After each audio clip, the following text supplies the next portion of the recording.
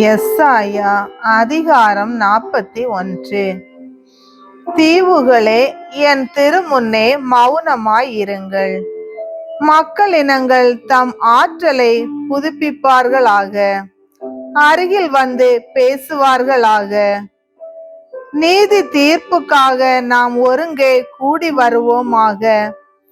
சென்ற விடமெல்லாம் சிறப்புறும் நேர்மையாளனை கிழக்கிலிருந்து எழும்ப செய்தவர் யார்? மக்களினங்களை அவனிடம் கையளித்து அரசர்களை அவனுக்கு கீழ்ப்படுத்தியவர் யார்?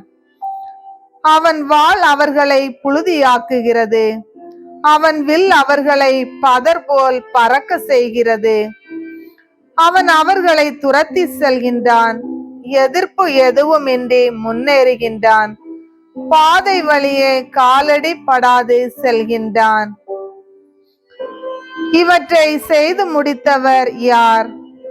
தொடக்கத்திலிருந்தே தலைமுறைகளை அழைத்தவர் அன்றோ? ஆண்டவராகிய நானே முதலானவர், முடிவானவற்றுடன் இருக்க போவதும் நானே. தீவு நாட்டினர் அதை பார்த்து அஞ்சினர், உலகின் எல்லைகளில் வாழ்வோர் நடுநடுங்கினர். எனவே அவர்கள் ஒருங்கே கூடி வந்தனர். ஒவ்வொருவரும் தாம் அடுத்தவருக்கு உதவி செய்கின்றார், தாம் அடுத்தவரிடம் திடன்கொள் என்கின்றார். கைவினைஞர் பொற்கொல்லருக்கு ஊக்கமூட்டுகின்றார்.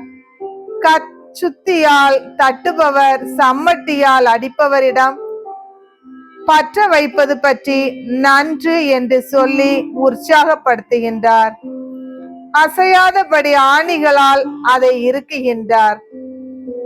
நீயோ இஸ்ரவேலே, என் அடியவனே, நான் தெரிந்தெடுத்த யாக்கோபே, என் அன்பின் ஆபிரகாமின் வழிமரபே, என் அன்பன் ஆபிரகாமின் வழிமரபே, உலகின் எல்லைகளினின்று உன்னை அழைத்து வந்தேன், தொலை நாடுகளினின்று உன்னை அழைத்தேன். நீ என் அடியவன், நான் உன்னை தெரிந்தெடுத்தேன், உன்னை நான் தள்ளிவிடவில்லை என்று சொன்னேன். அஞ்சாதே, நான் உன்னுடன் இருக்கிறேன். கலங்காதே, நான் உன் கடவுள். நான் உனக்கு வலிமை அளிப்பேன், உதவி செய்வேன். என் நீதியின் வலக்கரத்தால் உன்னை தாங்குவேன்.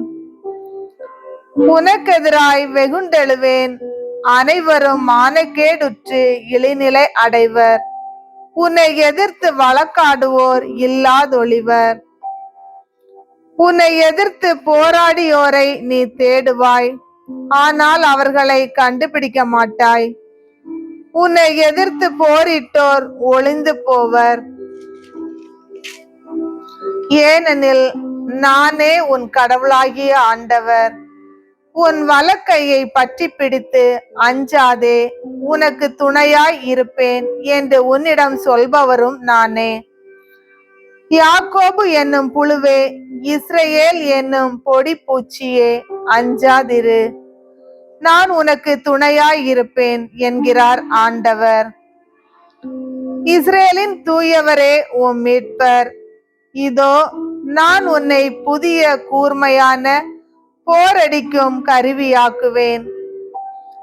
நீ மலைகளை போரடித்து நொறுக்குவாய், குன்றுகளை தவிடு பொடியாக்குவாய்.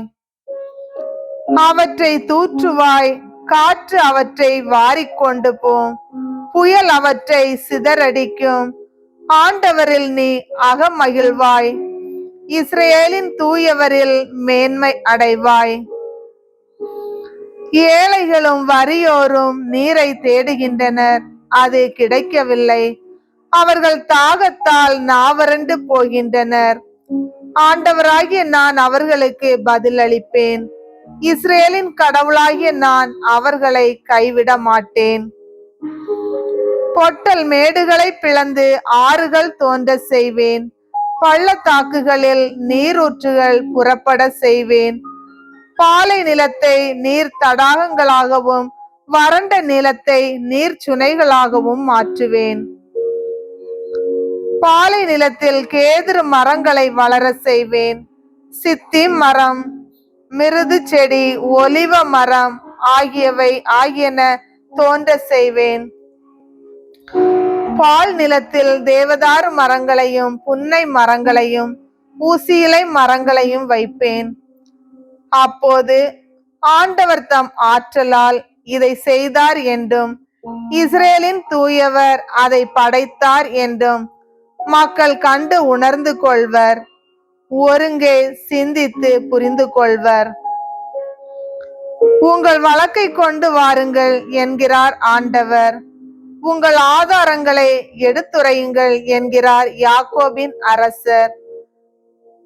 அத்தெய்வங்கள் அருகில் வந்து நிகழப்போவதை நமக்கு அறிவிக்கட்டும், முன்னே நடந்தவற்றை எடுத்துரைக்கட்டும். நாம் சிந்தித்து அவற்றின் இறுதி விளைவை அறிந்து கொள்வோம். இல்லாவிடில் வர இருப்பவற்றை நமக்கு எடுத்து கூறட்டும். நீங்கள் தெய்வங்கள் என நாங்கள் உணரும் பொருட்டு வருங்காலத்தில் நடப்பனவற்றை எங்களுக்கு கூறுங்கள். நன்மையாவது தீமையாவது செய்யுங்கள். நாங்கள் யாவரும் ஒன்றாக கண்டு திகைத்து நிற்போம். இதோ நீங்கள் ஒன்றுமில்லாமை, உங்கள் செயலும் ஒன்றுமில்லாமையே. உங்களை தேர்ந்து கொள்பவன் வெறுக்கத்தக்கவன். நான் வடக்கிலிருந்து ஒருவனை எழும்ப செய்தேன். அவன் கதிரவன் உதிக்கும் திசையிலிருந்து வந்துவிட்டான். அவன் என் பெயரை போற்றுவான். ஒருவன் சேற்றை குலைப்பது போலும் குயவன் களிமண்ணை மிதிப்பது போலும் அவன் ஆளுநர்களை நடத்துவான். நாங்கள் அறியும்படி தொடக்கத்திலிருந்தே இதை அறிவித்தவர் யார்? அது சரி என்று நாங்கள் சொல்லும் முன்னரே உரைத்தவர் யார்? அப்படி எதுவும் அறிவிக்கவில்லை, முன்னுரைக்கவில்லை. நீங்கள் பேசியதை யாரும் கேட்டதும் இல்லை. இதோ வருகிறார்கள் என்று முதலில் சீயோனுக்கு அறிவித்தது நானே. நற்செய்தியாளரை எருசலேமுக்கு அனுப்பியதும் நானே. நான் சுற்றுமுற்றும் பார்த்தேன், எதையும் காணவில்லை. அவற்றுள் அறிவுரை வழங்கவோ என் வினாவுக்கு மறுமொழி தரவோ எத்தெய்வமும் இல்லை. இதோ அவை அனைத்தும் ஒன்றுமில்லாமையே, அவற்றின் செயல்களும் ஒன்றுமில்லாமையே. அவற்றின் படிமங்களோ வெறும் காற்றும் வெறுமையுமே.